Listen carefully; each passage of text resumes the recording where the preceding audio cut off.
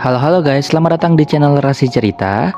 Kali ini saya akan menceritakan sebuah kisah tentang seseorang yang terlihat paling kuat, tapi ternyata paling lama menahan tangisnya. Cerita tentang perempuan yang selalu jadi sandaran, tapi jarang punya tempat untuk bersandar. Sampai pada akhirnya dia pun menemukan seseorang yang bertanya, "Kamu gak capek ya pura-pura kuat terus?"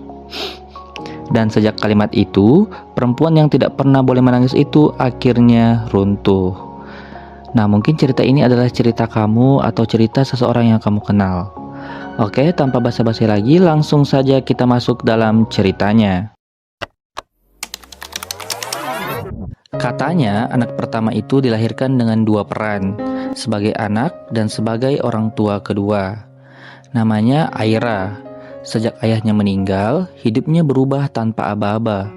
Ibunya sering sakit dan adiknya pun masih sekolah. Sejak hari itu, Aira berhenti menjadi perempuan yang manja. Ia bangun paling pagi, menyiapkan sarapan, mengurus obat ibunya, mengecek tugas adiknya, dan lain-lainnya. Ia pun juga harus bekerja seharian. Tidak pernah ada waktu untuk mengeluh bagi Aira.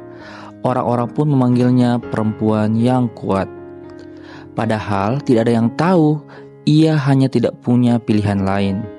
Di sini Aira punya satu prinsip. Ia tidak boleh menangis. Karena kalau ia menangis, siapa yang akan menenangkan yang lainnya?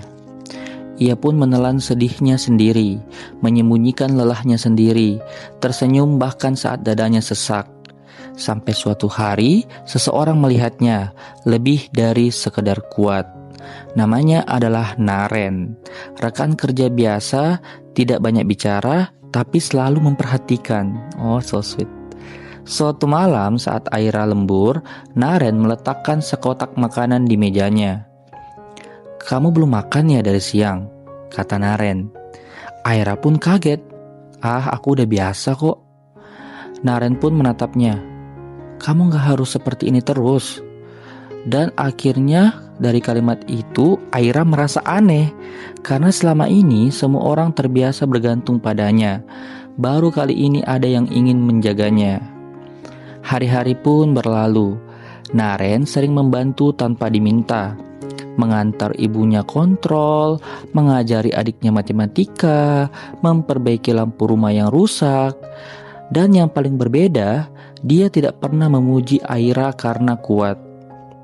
Suatu malam, setelah hari yang sangat melelahkan, Aira duduk di teras rumahnya.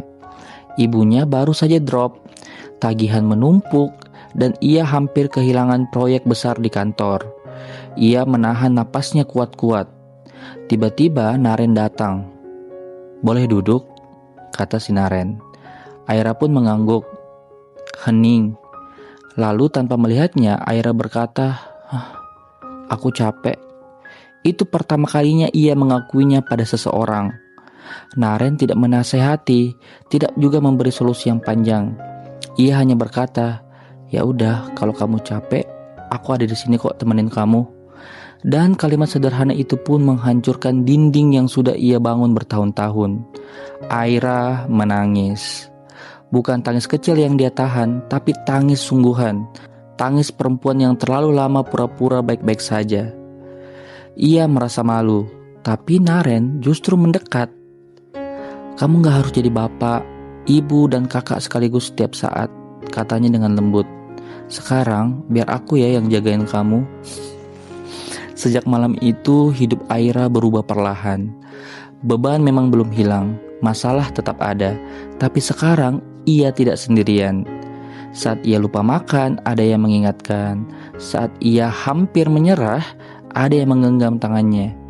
Saat ia ingin kuat lagi sendirian, ada yang berkata, "Kali ini sama-sama aku ya." Di sini Aira belajar sesuatu yang baru. Ia merasa dilindungi, dimanja, disayangi tanpa harus terlihat tegar. Sampai suatu hari, Naren mengajaknya ke tempat sederhana, rumah kecil yang sedang direnovasi. "Aku tuh lagi siapin ini," kata si Naren dengan nada gugup. Aira pun bingung. Nah, di sini Naren mengeluarkan sebuah kotak kecil, yang ternyata berisi cincin. Aku tahu kamu terbiasa jadi sandaran semua orang, tapi kalau kamu mau, sekarang gantian, aku yang akan menjadi sandaran untuk kamu. Dengan kata-kata itu pun, air mata Aira langsung jatuh. Bukan karena sedih, bukan karena lelah, tapi karena akhirnya ada seseorang yang tidak takut dengan tanggung jawab hidupnya. Aira, aku gak butuh perempuan yang selalu kuat. Aku cuma butuh kamu yang bisa tertawa, bisa marah, dan juga bisa nangis. Dan yang lebih terpenting, menjadi diri kamu apa adanya. Maukah kamu menikah denganku, Aira? Di situ ia pun menangis sambil tertawa, dan Aira pun menjawab, "Iya." Jawabnya dengan pelan. Dan sejak hari itu, perempuan yang selalu jadi pelindung akhirnya tahu rasanya dilindungi. Karena cinta yang benar tidak datang untuk melemahkanmu. Ia datang untuk memeluk semua luka yang selama ini kamu sembunyikan. Nah, teman-teman, dengarkan baik-baik ya. Perempuan yang terlihat paling kuat seringkali adalah yang paling lama menahan tangisnya. Tapi menjadi kuat bukan berarti harus selalu sendiri ya. Kadang satu pelukan saja cukup untuk membuat semua beban terasa ringan. Apalagi dengan kata, "Tenang, aku ada di sini." Dengan kata itu pun cukup membuat seseorang yang selama ini menahan semuanya akhirnya berani menjadi dirinya sendiri. Jadi, jangan pernah menganggap seseorang selalu baik-baik saja, dan jangan takut untuk menunjukkan kelemahanmu, karena orang yang benar-benar mencintaimu akan tetap di sana, memelukmu dan membuatmu merasa nyaman. Ingat, kuat itu indah, tapi lebih indah lagi saat kamu disayangin, beban kamu dibagi, dan diperbolehkan untuk menangis. Karena cinta yang benar bukan hanya melindungi, tapi juga memberikan keberanian untuk menjadi manusia. Nah, itulah tadi kisah dari Aira, perempuan yang akhirnya menemukan kebahagiaannya bersama dengan Naren. Oke, sekian yang bisa saya sampaikan. Kita akan bertemu lagi di kisah-kisah selanjutnya guys. Bye-bye.